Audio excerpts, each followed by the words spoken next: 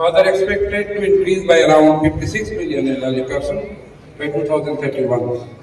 So there is a growing population of older adults requiring admission to the intensive care unit. A critical area is medical care for people who have life-threatening life situations due to injuries and illness. Scope of homeopathy, what I observed in my last 34-year practice, both in preventive, palliative and curative stage. I am having 3 cases, but time constraint is there. I will demonstrate 2 cases. It is a preventive case. The lady was suffering from subacute infection in left parietal lobe and developing right-sided hemiplegia and aphasia. Now let us see the feature. Sound please. Hello, sound please.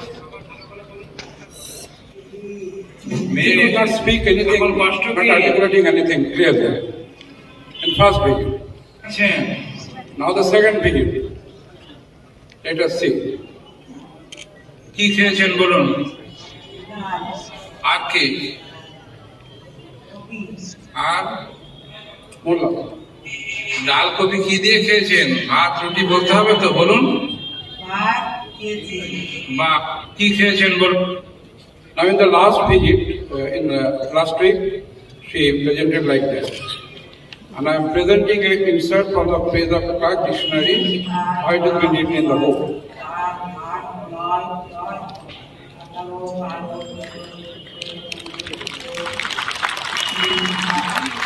What I would like to impress you people, my colleagues, if in the initial stage, in fact, see, in severe case, if we get the case in proper time, patient is supposed not to be admitted in critical care. That is the palliative case I am supposed to deliver here. Now I have a curative case. This patient was aged about 94. Suddenly the pulse rate was dropped down and she was suffering very badly. Very low pulse, 39 and 42 per minute. It was supposed to be supported by this temporary pacemaker and edema in both legs. But the patient party refused to admit the patient and he was very old. Now let us see, it is the pulse rate. You just see, saturation is 96, pulse is 41, 43 like that. Patient was at his residence.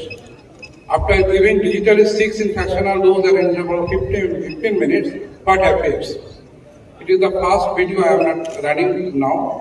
The second video after 4 hours. It's just going on. After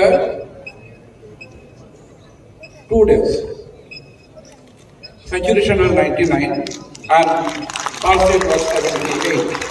The patient was not supposed to be admitted in critical care or pacemaker or any cardiac support. Now the case was followed like that. After another 1 day, the blood pressure was 110/77 and pulse rate was 81. On 16th February, they have reported like that Baba had his lunch of mashed vegetables, rich dal, rice and dal. He ate that comfortably. However, he has kept on coughing since morning, ever since he got up. Presently, he is sleeping. I will shortly send you a video. Now, another episode is coughing during illness. Patient was coughing like that. Please give the loud video. Please. They send all the video to give it, help me for giving the medicines. Then another thing we may observe.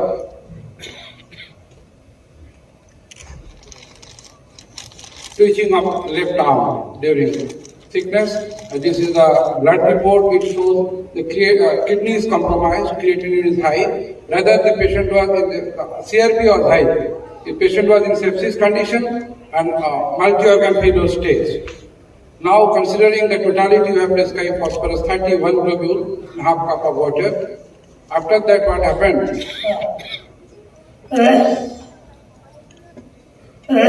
The presentation of cough was somewhat different. And that was the typical tongue picture they sent me. And considering the other symptoms, we have prescribed Dhanyo 30 in fractional dose. After getting Dhanyo, what happened?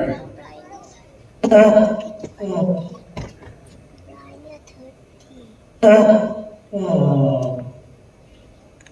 that, we have prescribed Bryonia 200, and after getting Bryonia, she felt very well.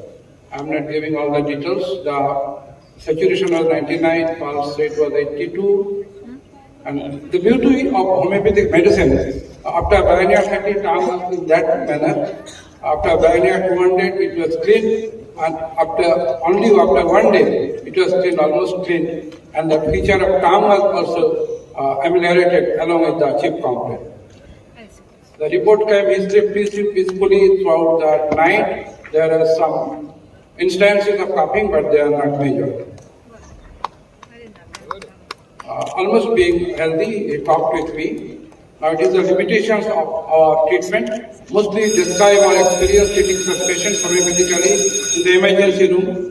A dedicated supporting infrastructure is not readily available in homeopathic hospitals. Apart from that, skillful homeopathic physician is an important criteria to control the situations. So I would like to conclude, homeopathy as a mode of therapy while practiced according to its principles, capable to address existing chronic disease, that is myasthenic dysplasia, in other words, multimorbidity, and in advance may prevent many cases to be frail and critical. In critical stages, homeopathy may not help to cure in every case, but may minimize suffering and complication almost without any ADR and ADE. In critical stage and typical asymptomatology, immunocompromised stage and steady decline with altered pharmacokinetics are the factors that may combat the situation with medicine prescribed according to pathogenic features. If treatment starts in time, even in case of malignancy, may prevent the critical situation. In selected cases, recovery may ensue. If not recovery takes place, it offers prolongation of life or be concluded into peaceful termination. So I am requesting both central government and state government officials, multi-centric pilot project may be adopted and appreciated both by central and state government to evaluate the efficacy of homeopathy for geriatric care, both in clinical and socio-economic perspective. As a whole, the economic burden of the state and in individual level will be minimized with this mode of therapy. At last, I would like to conclude like that, homeopathy may be considered the best and safest way of healthcare delivery system for geriatric critical cases, and at the same time, cost effective in comparison with so-called critical care. Namaskar.